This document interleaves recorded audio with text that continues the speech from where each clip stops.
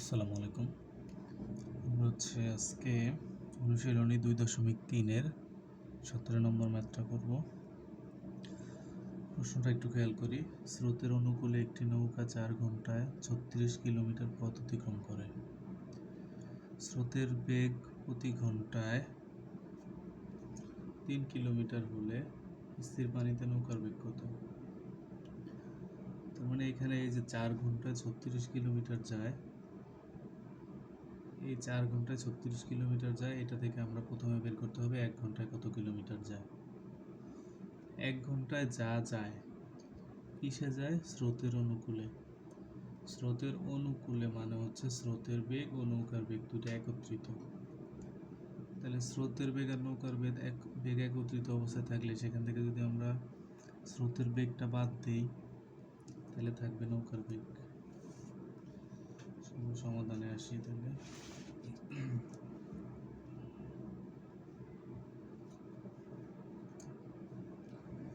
17।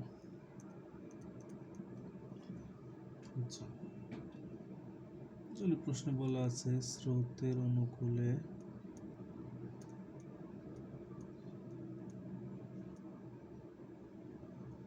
স্রোতের অনুকূলে 4 ঘন্টায় যায়, 4 ঘন্টায় যায়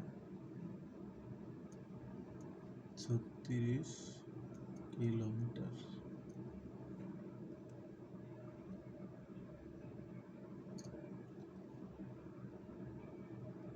সুতরাং স্রোতের অনুকূলে 1 ঘন্টায় যায় আরো কম কিলোমিটার, কম হলে ভাগ 36, 1 ঘন্টায় যায় 9 কিলোমিটার। এই 9 কিলোমিটার হচ্ছে স্রোতের অনুকূলে 1 ঘন্টার বেগ। স্রোতের অনুকূলে মানে স্রোতের বেগ আর নৌকার বেগ।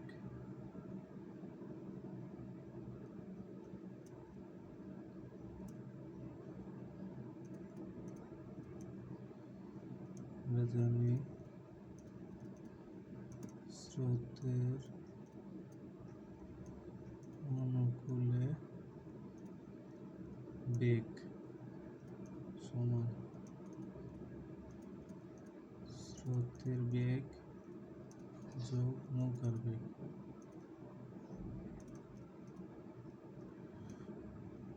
বা নৌকার বেগ। এখানে নৌকার বেগের জায়গায় স্থির পানিতে ব্যবহার করা যেতে পারে। স্থির পানিতে নৌকার বেগ, তাহলে নৌকার বেগ সমান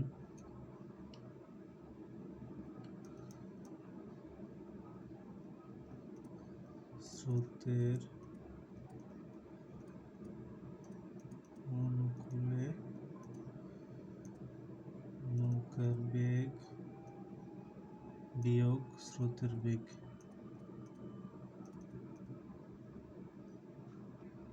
আচ্ছা, তাহলে স্রোতের অনুকূলে নৌকার বেগ হচ্ছে 9 কিলোমিটার প্রতি ঘন্টা। তার থেকে বিয়োগ করতে হবে স্রোতের বেগ বইতে দেয়া আছে 3 কিলোমিটার প্রতি ঘন্টা, 3 কিলোমিটার পার আওয়ার।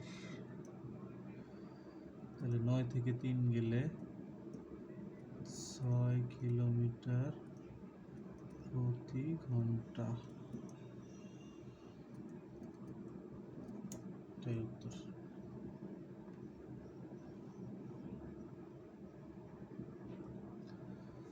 আচ্ছা, আমরা এবার 20 নম্বর ম্যাথটা একটু দেখি। একজন কৃষক 5 জোড়া গরু দ্বারা 8 দিনে 40 হেক্টর জমি চাষ করতে পারে।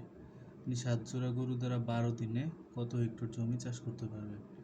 তাহলে এখানে লক্ষ্য করলে দেখা যায় 5 জোড়া গরু থেকে 7 জোড়া গরু হয়েছে, তার মানে গরুর সংখ্যা বেড়েছে। আবার 8 দিনের জায়গায় 12 দিন হয়েছে, তাহলে দিনের সংখ্যাও বেড়েছে। সেক্ষেত্রে জমি চাষ বেশি হবে না কম হবে? অবশ্যই বেশি হবে। এখানে দেয়া আছে 5 জোড়া গরু দ্বারা 8 দিনের চাষ। তাহলে এই 5 জোড়া গরু দ্বারা 8 দিনে থেকে আমরা এক জোড়া গরু দিয়ে একদিনে কতটুকু জমি চাষ করা যায় সেটা বের করব। সে একদিন থেকে এক জোড়া গরু দিয়ে একদিন থেকে আমরা 7 জোড়া গরু দিয়ে 12 দিনেরটা বের করব। চলুন শুরু করি।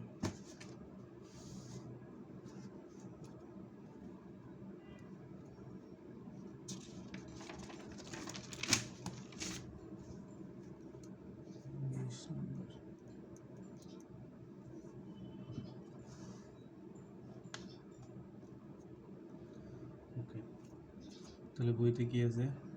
5 জোড়া গরু দ্বারা কতটুকু জানতে চাইছে কি কত হেক্টর, তাহলে হেক্টরটা হবে শেষে। 5 জোড়া গরু দ্বারা 8 দিনে জমি চাষ করেন 40 হেক্টর। 5 জোড়া গরু দ্বারা 8 দিনে চাষ করেন 40 হেক্টর।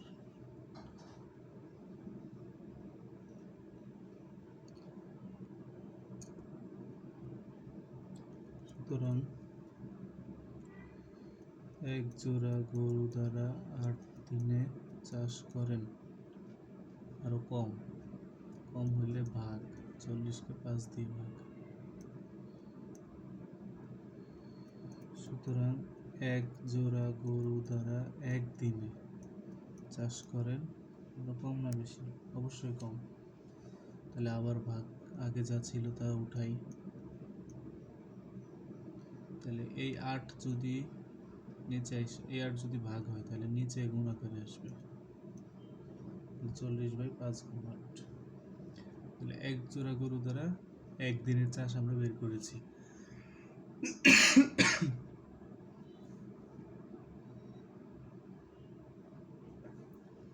এখন 7 জোড়া গরু দ্বারা একদিনেরটা বের করবো।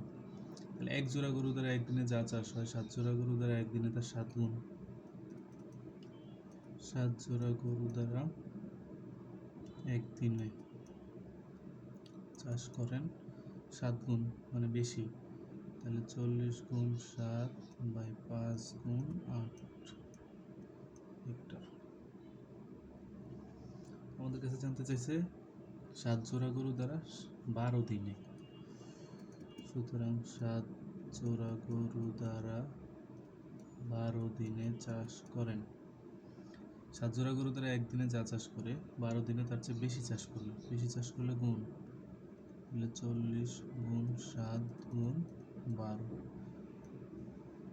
5 গুণ 8। একটা বিষয় খেয়াল রাখতে হবে যে ভাগ হইলে নিচে গুণ হয়, আর যদি গুণ হয় তাহলে উপরে গুণ হয়, বেশি হলে উপরে গুণ হয়। ওকে, এটা এখন আমরা ক্যালকুলেট করব। 5 8 40, 5 5 11, 7 12 84।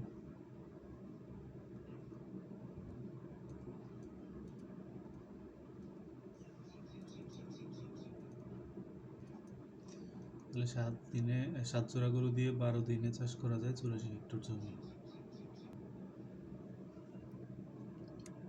আচ্ছা, আমরা এবার 22 নম্বর ম্যাথটা একটু দেখি। দুটি নল দ্বারা একটি খালি চৌবাচ্চা যথাক্রমে 20 মিনিটে ও 30 মিনিটে পূর্ণ করা যায়। তার মানে দুইটি নল হইলে একটা নল হচ্ছে প্রথম নল আর একটা হচ্ছে দ্বিতীয় নল। প্রথম নল দ্বারা 20 মিনিটে পূর্ণ করা যায়, দ্বিতীয় নল দ্বারা 30 মিনিটে পূর্ণ করা যায়। তার মানে শুধু প্রথম নল দিয়ে যদি চৌবাচ্চায় পানি দেওয়া হয় তাহলে 20 মিনিট লাগে পূর্ণ হইতে, আবার শুধু দ্বিতীয় নল দিয়ে পানি দিলে 30 মিনিট লাগে পূর্ণ হইতে। এখন প্রশ্ন হচ্ছে চৌবাচ্চাটি খালি থাকা অবস্থায় দুটি নল একসাথে খুলে দেওয়া হয়েছে। এখানে আলাদা আলাদা প্রত্যেকের সময় দেওয়া আছে, কিন্তু দুইটাকে একসাথে মিলিতভাবে খুলে দেওয়ার সময়টা দেওয়া নেই। তাহলে প্রথম নলটি কখন বন্ধ করলে চৌবাচ্চাটি 18 মিনিটে পানি পূর্ণ হবে? দুইটা একসাথে যদি ছাড়া হয় প্রথম নল দ্বিতীয় নল, তাহলে পানি বেশি পড়বে, দ্রুত পূর্ণ হবে। তাহলে সেক্ষেত্রে 18 মিনিটে পানি পূর্ণ হলেই একটা নল বন্ধ করে দিলে 18 মিনিটে পানি পূর্ণ হবে। এখন প্রথম নলটা কখন বন্ধ করা হবে সেটা হচ্ছে প্রশ্ন। তাহলে আমরা উত্তরে যাই।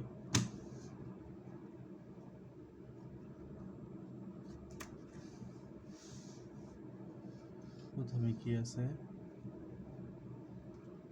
প্রথমে আমরা দ্বিতীয় নলটা হিসাব করব। দ্বিতীয় নল দ্বারা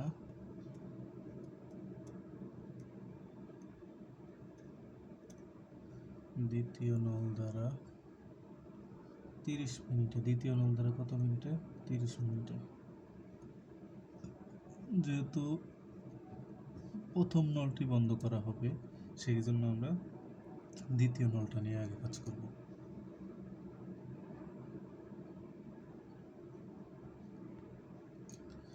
তাহলে দ্বিতীয় নল দ্বারা 30 মিনিটে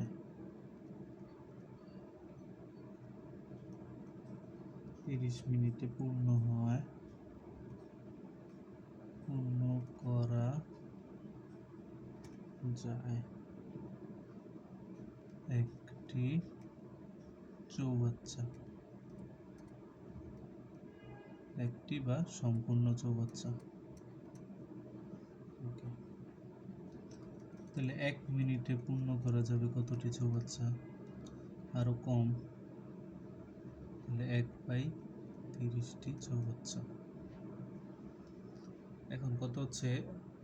18 মিনিট পর্যন্ত, এখানে বলছে 18 মিনিটে পূর্ণ হবে, তার মানে এই 18 মিনিট এই দ্বিতীয় নলটা চলতেই থাকবে। বন্ধ করতে হবে প্রথম নল, প্রথম নলটা বন্ধ হবে, দ্বিতীয় নল বন্ধ হবে না, তাহলে এটা 30 মিনিট চলবে, সরি 18 মিনিট চলবে। সুতরাং 18 মিনিটে পূর্ণ করা যায় আরো বেশি, তাহলে 1 গুণ 18/30।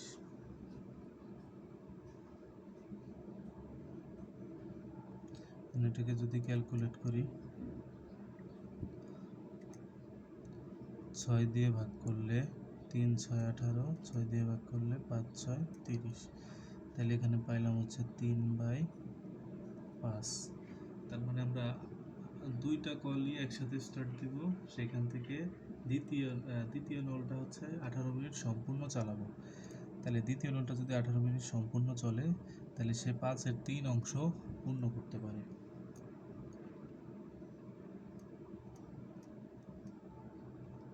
পাঁচের 3 অংশ। এখন সম্পূর্ণ চৌবাচ্চা হচ্ছে কত? 1 অংশ। তাহলে 1 অংশ থেকে দ্বিতীয় নল দ্বারা পূর্ণকৃত চৌবাচ্চার অংশটা বাদ দিলে বাকি অংশটা থাকে। সুতরাং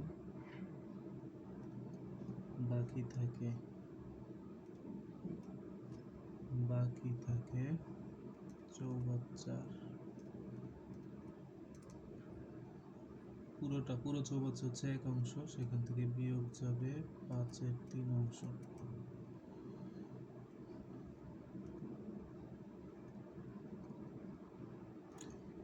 5 আর 1-এর লসাগু হচ্ছে 5, হর দিয়ে ভাগ, 1 দিয়ে 5কে ভাগ করলে 5 বার, 5 একে 5, বিয়োগ 5 5-এর মধ্যে 1 বার, 3 একে 3, সমান 5-এর 2 অংশ। দ্বিতীয় নল বন্ধ হবে না, সেক্ষেত্রে সেটা 18 মিনিটে 5-এর 3 অংশ পূর্ণ করবে। তাহলে 5-এর যদি 3 অংশ পূর্ণ করে বাকি থাকে 5-এর 2 অংশ। এখন এই বাকি 2 অংশ পূর্ণ করতে প্রথম নলের কতক্ষণ লাগে সেটা হচ্ছে বিষয়।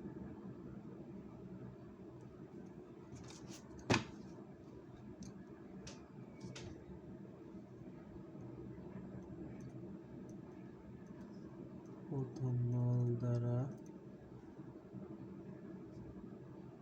1 বা সম্পূর্ণ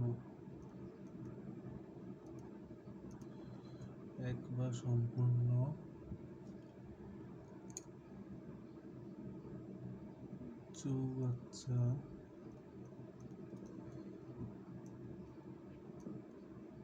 পূর্ণ হয় কত মিনিটে? 20 মিনিটে।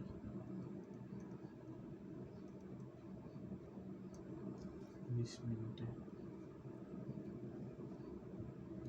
সুতরাং প্রথম নল দ্বারা 5 2 অংশ চৌবাচ্চা পূর্ণ হয় খুব বেশি সময়, তাহলে সেক্ষেত্রে 20 বেশি হলে গুণ, এই 2 উপরে গুণ হবে, 5 নিচে চলে আসবে মিনিটে। আচ্ছা, যদি ভাগ করি 4 5 20, 4 দুগুণে 8,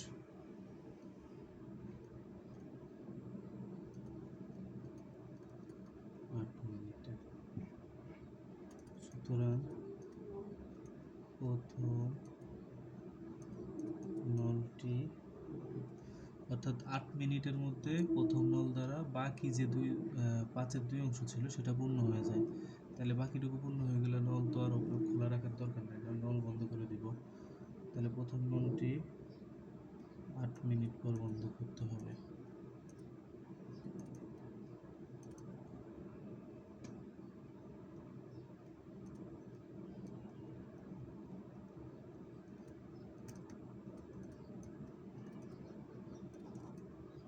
আশা করি বুঝতে পারছেন।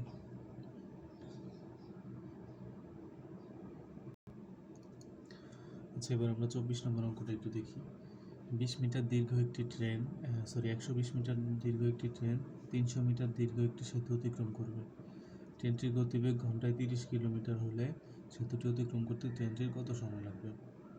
আচ্ছা, এই ট্রেন এবং সেতুর অঙ্কে একটা বিষয় লক্ষণীয়, সেটা হচ্ছে মনে করি আমরা এটা হচ্ছে সেতু, এটা হচ্ছে সেতু, আর হচ্ছে এটা হচ্ছে ট্রেন, এটা সেতু আর হচ্ছে এটা ট্রেন। এখন এই ট্রেনটা এই সেতুটা দিয়ে প্রবেশ করলে এইখান থেকে এখানে এই প্রবেশ মুখ হচ্ছে এটা, এটা এখানে স্থাপন করলে এখান দিয়ে প্রবেশ করবে, প্রবেশ করে এখানে হচ্ছে 0 মিটার, 0 মিটার থেকে এই 330 মিটারে আসলো, 330 মিটারে আসলো। এখন এই এখান থেকে এখানে ছিল 0, এখানে আসছে 330, তার মানে ট্রেনের মাথাটা এখানে। এখন ট্রেনটা আছে এই বরাবর, ট্রেনটা আছে এখানে, 330 মিটার কিন্তু শেষ। তাহলে এখন ট্রেনটা যদি সম্পূর্ণ ব্রিজটা অতিক্রম করতে হয়, তাহলে তার দেহটাকে ব্রিজ থেকে বের করতে হবে, ট্রেনের দেহটাকে ব্রিজ থেকে বের করতে হবে। তাইলে এই 330-এর সাথে তার আরও 120 মিটার পথ অতিক্রম করতে হবে, কারণ তার দৈর্ঘ্য 120। তাহলে 330-এর থেকে আরও 120 মিটার সামনে গেলে, অর্থাৎ এইখানে যখন আসবে ট্রেনটা, তখন তার অতিক্রম করা হবে। এই বিষয়টা খেয়াল রাখতে হবে। ওকে, তাহলে আমরা শুরু করি। জানতে চাই সেতুটি অতিক্রম করতে ট্রেনটির কত সময় লাগবে। তাহলে এইটুকু খেয়াল রাখতে হবে যে সে ট্রেনকে আসলে 2টা দৈর্ঘ্য অতিক্রম করতে হবে, একটা হচ্ছে ব্রিজের আর একটা হচ্ছে তার নিজের।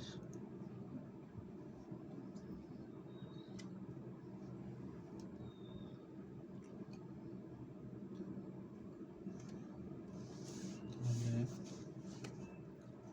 ট্রেনটিকে অতিক্রম করতে হবে, ট্রেনটিকে অতিক্রম করতে হবে কত মিটার? ব্রিজ হচ্ছে 330 আর সেতু ট্রেন নিজে হচ্ছে 120। 330 যোগ 120 মিটার, দুটো যোগ করলে কত আসে? 300 আর 100 450, 450 মিটার তার টোটাল অতিক্রম করতে হবে।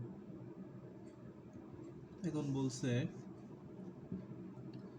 ট্রেনটির গতিবেগ ঘন্টায় 30 কিলোমিটার, তার মানে 1 ঘন্টায় সে 30 কিলোমিটার যেতে পারে। এখানে আছে মিটারে, এখানে আছে কিলোমিটারে, দুইটাকে সবসময় এক এককে নিয়ে আসতে হবে। তাহলে সেক্ষেত্রে আমরা কিলোমিটারকে মিটারে নিয়ে যাই।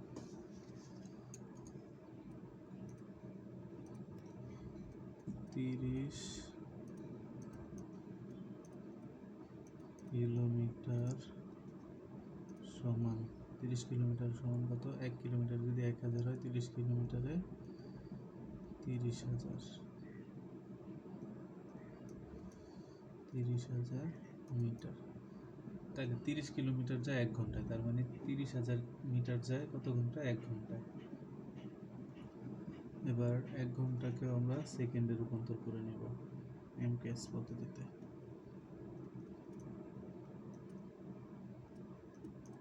1 ঘন্টা সমান 60 সেকেন্ডে 1 মিনিট গুণ 60 মিনিটে 1 ঘন্টা, তাহলে 6 6 36, 3600 সেকেন্ড। তার মানে 3600 সেকেন্ডে সে যায় 30,000 মিটার।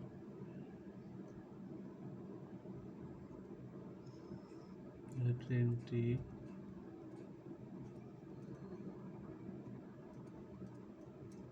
3600 সেকেন্ডে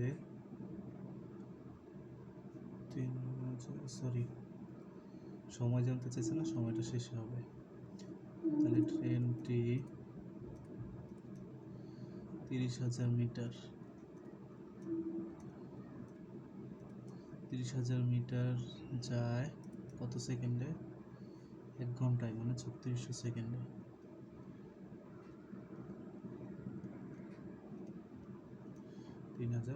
সেকেন্ডে। সুতরাং ট্রেনটি 1 মিটার যাবে কত সেকেন্ডে? আরো কম সেকেন্ডে। 3600 ভাগ হচ্ছে 30,000 সেকেন্ড। সুতরাং ট্রেনটি কত মিটার যাবে? 450 মিটার যাবে। 450 মিটার যাবে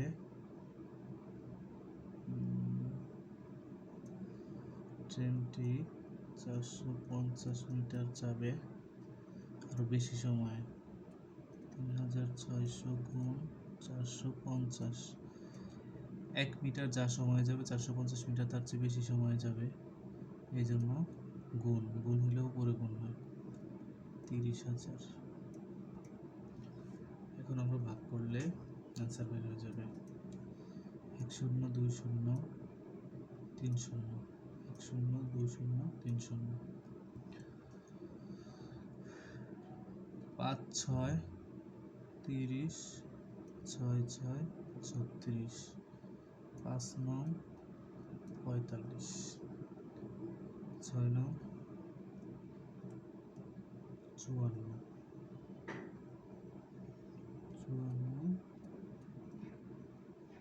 সেকেন্ডে। আপনি ট্রেনটা ব্রিজ অতিক্রম করতে এবং নিজের দেহের দৈর্ঘ্য অতিক্রম করতে টোটাল 450 মিটার অতিক্রম করতে তার সময় লাগবে 54 সেকেন্ড। আশা করি বুঝতে পেরেছেন। কোনো সমস্যা হলে বুঝতে কমেন্ট বক্সে জানাবেন, আর চ্যানেলটাকে লাইক কমেন্ট শেয়ার করে দিবেন। ধন্যবাদ।